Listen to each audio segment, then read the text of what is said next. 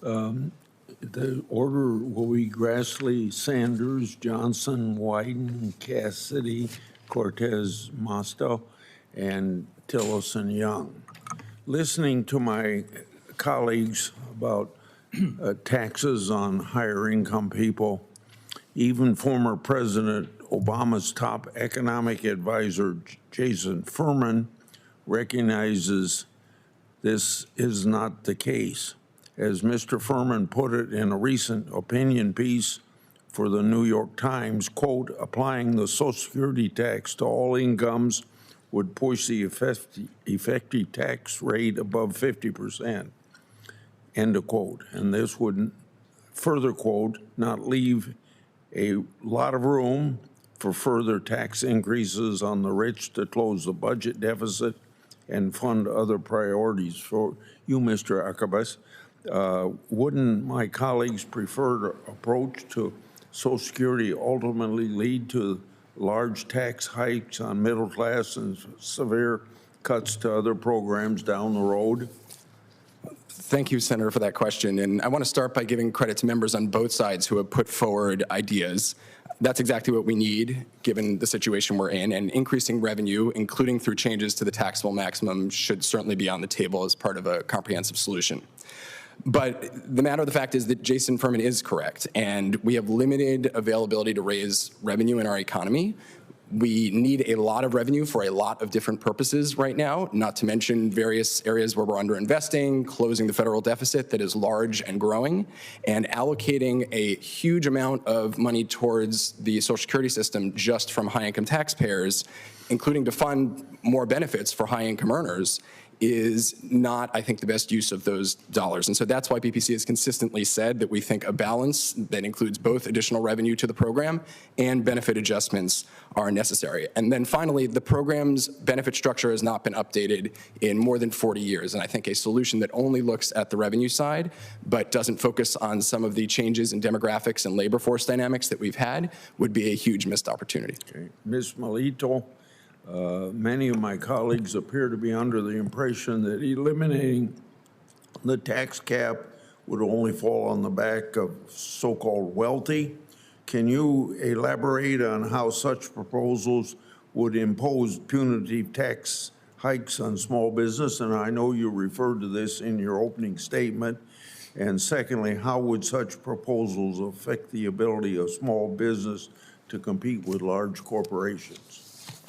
Thank you, Senator Grassley, for that question. And I think punitive is a good characterization, since the Social Security Expansion Act would impose 3 new massive taxes, and a lot of those would fall on small businesses.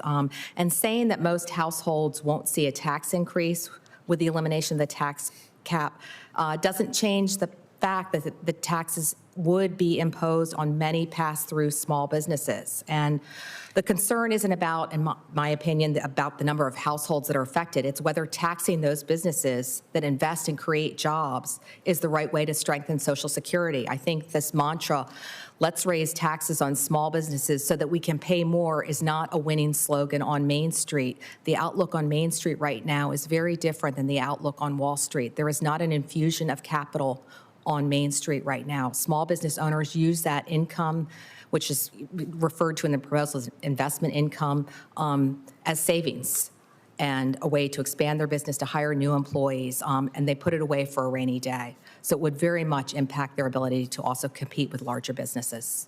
And for you as well, some of my colleagues attempt to limit the reach of a small business tax hike by eliminating the tax cap only for taxpayers with earnings over $250,000. However, this threshold is not indexed. So won't this result in ever more small businesses getting hit by the tax hike? Yeah, absolutely. It certainly would, Senator. So if the threshold, the $250,000 threshold, is not indexed for inflation, its real value is going to decline over time. So what starts as a tax on a relatively small number of employees and small business owners could become a tax on many, many more taxpayers, savers, and small businesses in the future. This will have to be my last question. So, Mr. Akos, wage subject to Social Security tax have been capped since the program's enactment in 1935, yet some of my colleagues argue it's fundamentally unfair. So for you, what is the purpose of the Social Security tax wage cap, and how would its elimination alter Social Security structure as an earned benefit based on contributions? Thank you, Senator. The cap has been part of Social Security from the beginning because it connects what you pay in to what you receive out of the program. Social Security's 90-year political durability is in part resting on that principle, that it is an earned benefit and not a welfare program. And the more you contribute throughout your career, the more you receive in retirement. I think lifting the cap without changing the benefit formula would, of course, change that linkage.